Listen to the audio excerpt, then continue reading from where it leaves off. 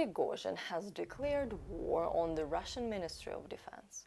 No, I'm not kidding. He claims that the Russian MOD attacked Wagner and killed many of their men earlier today in a missile strike. It becomes so serious that the Russian MOD has had to issue a statement saying they did not do anything.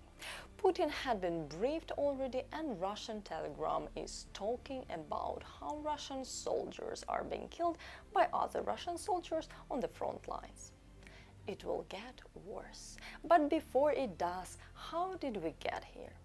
I'm Drutska, and today we will talk about what Yevgeny Prigozhin told in the first part of his solo performance and how it might influence the future. The image of Yevgeny Prigozhin is very interesting. This man, he just perfectly demonstrates Russia as it is, without any embellishments. A terrorist, a criminal, and a murderer. Do you know what happened while I was preparing to record this video? According to information coming from the media affiliated with Prigozhin, it is reported that parts of the Ministry of Defense fired upon Prigozhin's mercenaries. Judging by Prigozhin's own statements, there are many casualties in his mini-army. Do you know what's funny about this situation? Absolutely any private military companies in Russia are illegal armed groups, and therefore if the Russian army decide to clear out Wagner, it will not face any repercussion. It also seems that Ministry of Defense decided to preempt and have their say. The only thing that interested me in this situation is whether there was Putin's official sanction on this or not. But in any case, I'm all for a civil war on Russian territory. And this video explains the possible reasons for the armed conflict between the Russian army and the Wagnerians.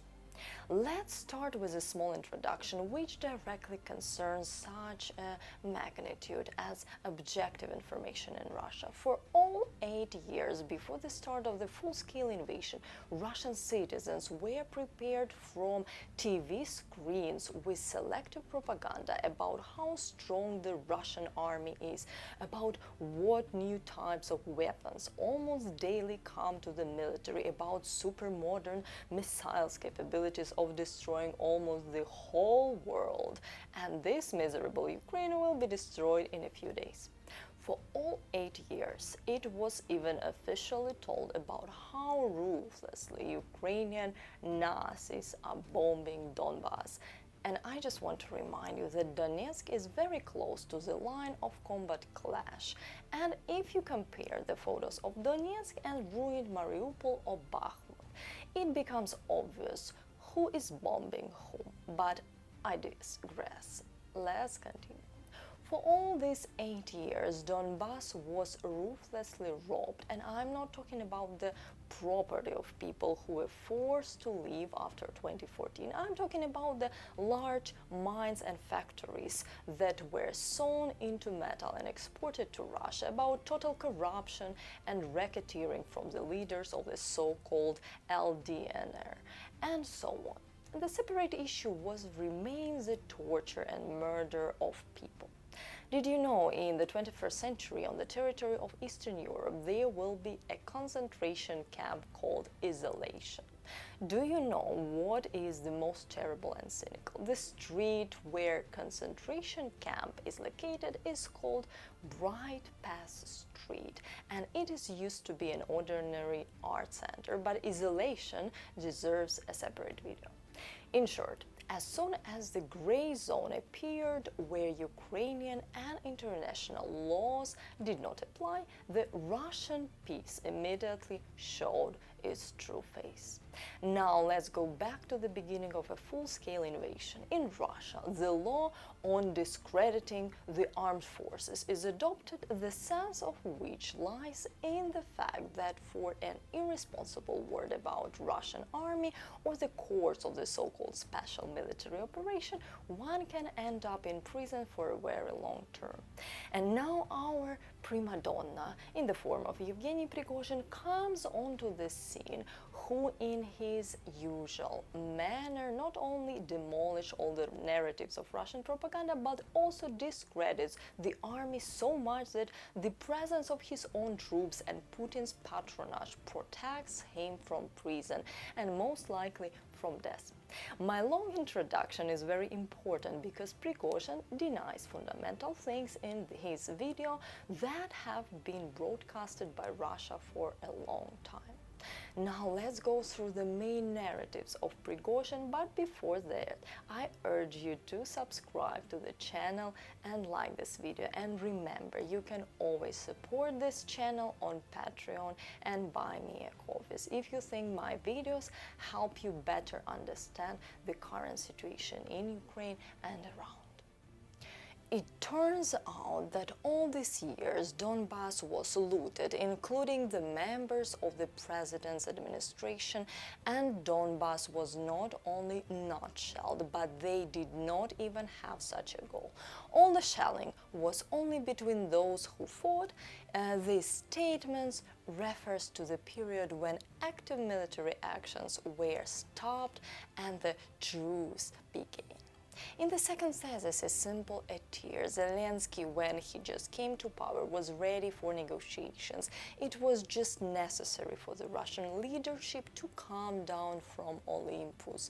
And it is hard to argue because Volodymyr Zelensky and the president's office at one time did everything possible for a meeting in the Normandy format to take place, and Zelensky had the opportunity to talk with Putin face to face.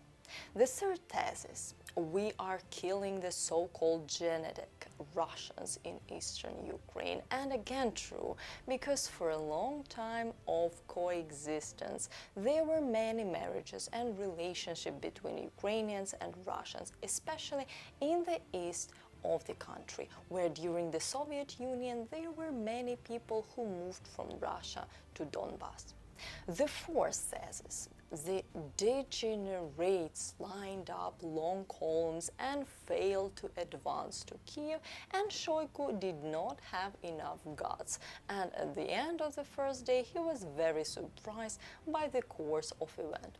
I will not comment on this anything here. You all saw how the Russian army attacked northern Ukraine. The fifth thesis: on the first day the Russian army lost thousands of combat-ready soldiers. And again the truth. God, we are seeing a real miracle. A Russian man a terrorist, and he's not lying. How this is even possible? The sixth thesis: the armed forces of Ukraine did not plan to attack Russia with the NATO bloc. The Ministry of Defense of Russia is deceiving the public and the president. And this punch completely ruins everything in the world. Ukraine did not plan to attack Russia. My God, these obvious things, they were clear to anyone except propagandists. Yevgeny Prigozhin completely blew the minds of millions of Russians. Let's be honest, if we do not take into account so-called Russian liberals and oppositionists, nobody in Russia allowed themselves such statements for the general public. No one except Prigozhin, who obviously has these resources and capabilities not only for his own defense but also for the destruction of his competitors from the Ministry of Defense. And now, let's try to figure out why this was needed. Well, first of all, it is quite obvious that Prigozhin is not a fool, and he has demonstrated this more than once. Secondly, Prigozhin is Putin's man.